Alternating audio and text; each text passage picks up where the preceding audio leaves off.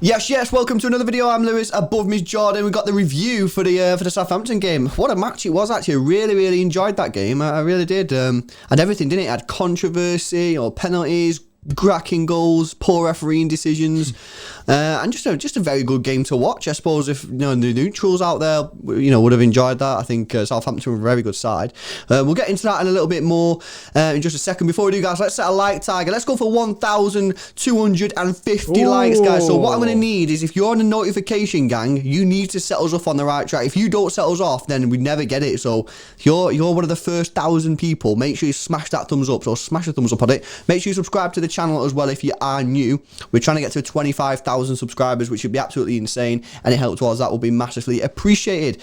And also, guys, if you want your name on the screen, help support the channel, become an actual member, link in the description. Right. Only one place to start, isn't there? Riyad Mahrez is absolutely slamming right now. He really is. I think the game before United, I think the title was about, about him, and I thought he played all right against United. And then today, obviously, again, he was just one of our best players. He should have really had a hat trick. He hit the post, the one that Gundogan ended up knocking in, and really unlucky that he didn't end up getting the goal. But just a top performance from Riyad, and he's absolutely slamming at the moment. He's on fire. He's absolutely slamming. Like you say, we did the 1-2-3 Viva Algerie as our video title a couple of games ago, and then obviously the Derby Day thing happened, but he still played well in the Derby. We still backed him in the Derby. Thought he played mint, and then today he's just fueling this fire. Do you know what I mean?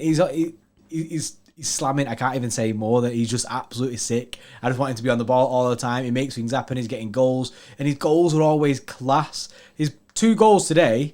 He got 2 goals today, didn't he? Both his goals today were unreal goals. Yeah. And like you say, he should have had a hat trick. He was so unlucky not to have that third. Like, you know what I mean? It hit the post, and obviously, like you say, Gundogan tapped it in. But another top class performance from Mahrez today, and at the moment, he's just unplayable. He has to be in this team.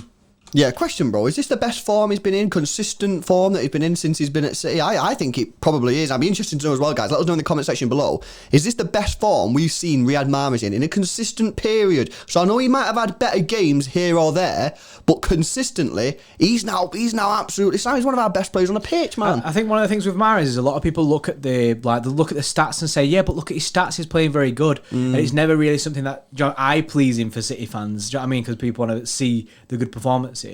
Whereas now he's doing it on the pitch. It's not just a stat thing. You can see clearly on the pitch that he's making a massive influence. Well, I've said as well in the past that Riyad Mahrez, the quality he has, he should be getting more goals in this side. And he's starting to add this. Look at this, right? In his last 6 games, bro, he's had 4 goals and 2 assists in his last 6 games. You know what I mean? Some difficult games in there. You got Southampton who were a decent side. I watched them against Sheffield United, and Sheffield United are a bit rubbish, but they did look really good. And for periods of the game today, they looked good. West Ham, didn't we? West Ham, Wolves, Arsenal, Everton. You know what I mean? These are not difficult games. Some of these games are pretty tricky. You know what I mean? So he's doing it now on a big stage. He's becoming really consistent, and he's getting goals, which we need. You know what I mean? When we don't have an out-and-out striker in the team, we need people to chip in with goals. We've had Gundogan chipping in, and he got another one today. But Mahrez, he can step up, and I'm 100% sure that if he keeps up this form, man, he's going to be absolutely crucial in the back end of this season. Another player that's just come back recently from injury that got a game today who played really well, I thought, was Kevin De Bruyne. I thought it was a really smart move from Pep Guardiola to play him as the sort of striker or the false 9, because something that we've seen in the 2 games that he's played since he's come back from his injury, he's given the ball away quite cheaply, very unlike Kevin De Bruyne. What you associate Kevin De Bruyne is, especially deeper in the pitch, he rarely gives the ball away because he's very good on it. He might give the ball away in the final third because he's trying them risky passes, but he never really give the ball away in sort of the midfield, in the middle of the pitch or in our own half. In the game since he's come back from his injury, he's been doing that, and that's very unlike Kevin. It's actually very dangerous for our team because we don't want to lose the ball there. By playing him as a striker or the false 9, you take that away because he's not going to be in them deep positions. Yeah. And did you at all during the game say at all, oh, you can't lose the ball there, Kev? You know what I mean? I remember saying that so many times in the last couple of games that he's played. Gets a couple of goals, looks much better. He'd be running around, at the front, so he probably does his fitness a load of good and a benefit there. And just I think it was a perfect decision from Pep Guardiola. That I really do. Massive credit to Pep on that decision. Yeah, he smashed it out of the park. He's found a way to get all these players in the team at the same time. You know what I mean? It's players like Gundo, Kev, Mahrez, Foden and Bernardo. Yeah. The energy in that team and the way that he's found the system to work really well together. It's really fluid. And obviously it is working for us. And we've played the false nine quite a bit this season, and a lot of people were backing it when we didn't have a striker. And rightly so, because we were slamming with it. And then it's been a while since we've seen it again. And then now we've come back to it. It's worked again. Yeah. So big credit to Pep because he smashed it. No, he has. Two players that come back into the side today, which I think, made a world of difference, is Bernardo, Silva and Phil Foden. What did they give you? Well, they give you legs, they give you energy, they give you speed, they give you dribbling ability, they give you defensive work rate, something that we just didn't have against United. United was slow, everything was very predictable, it was all pass, there was no real drive there. Bernardo Silva and Phil Foden really give you that. The question is, and I think we basically came up with the solution in the live watch-along. Massive shout-out to everyone who come along to that.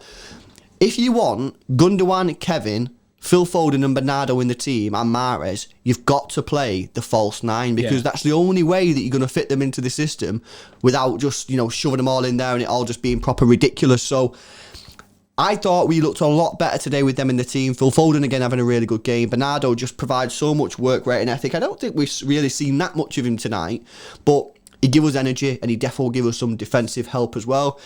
Just, just all round, a really good performance. And for me, this should be the team that starts the big games. And I'm starting to question, in recent weeks, I'm like, I think we need Sergio Aguero in for the big games. You know what I mean? The Champions League games, because we need the clinicalness. But these players, these 5 players at the moment, they have to play. They do the bits. They do the bits for us, don't they? And when these 5 players are all playing together, you've seen like Gundogan was smashing it again today. He looked really good today, and it's like all these players have to play. It's harsh to throw. I think it throws a spanner in the works by shoving a striker in. So when you play these big games, obviously we know Gabriel Jesus is missing these chances and stuff, but you see Mahrez crop up with goals and that when we play this system, and the energy that's involved with this team as it was today is completely different to the team that started that United game. It's a completely different side.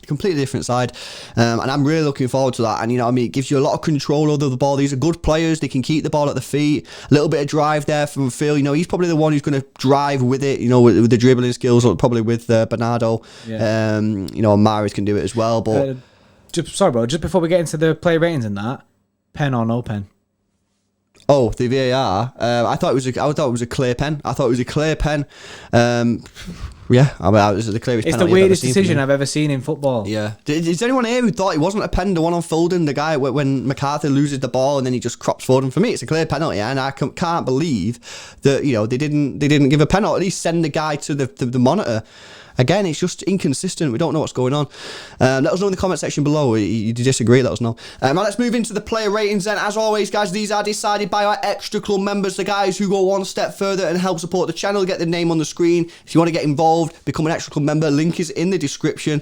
Let you start off with the defence then, Bray. Let's switch it up a bit. Switch up. Edison got a 7.9. Obviously, he didn't save the penalty and conceded 2 goals, but is what it is. Walker gets a 7.2. Diaz, 7.7. Laporte, a 6.9, which is pretty low. And Zinchenko gets an 8. I thought Zinchenko played really well today. And it was good to see him come off, kind of like protecting him. Yeah, Zinchenko's just a solid player. Fernandinho moving into the midfield, then he gets a 7.8 from the extra club members. They give Gundogan an 8 as well. And Bernardo Silva gets a 7.7. And then up top, the king himself, Riyad Mahrez, gets a 9.8. 1, 2, 3, Algeria.